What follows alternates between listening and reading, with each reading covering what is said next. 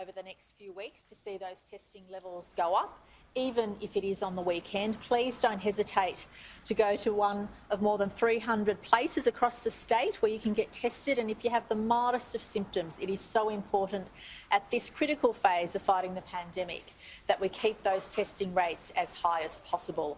Overnight, we did have 3 cases of community transmission. All were linked directly to the Berala cluster, and those cases are being managed at the moment. Since 8 p.m, as has been reported this morning, there was that case regarding the emergency department at Mount Druitt, and Dr. Chant will provide further information about that. I understand that during the course of this press conference, the Mount Druitt emergency department will reopen, but obviously as a precaution, all that deep cleaning, all that activity was undertaken to make sure that the disease hasn't spread since that case was identified, and Dr. Chant will be able to provide further detail on that. I also wanted to thank the community for meeting all the restrictions we're putting in place, for wearing masks where we need to, for making sure that we're responsible every time we leave the home.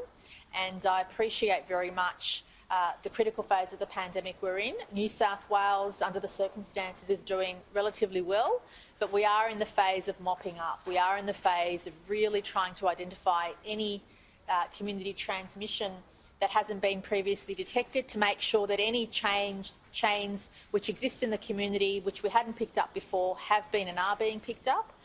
The case regarding the patient at Mount Druitt Emergency Department is still under investigation, so there's no direct link yet.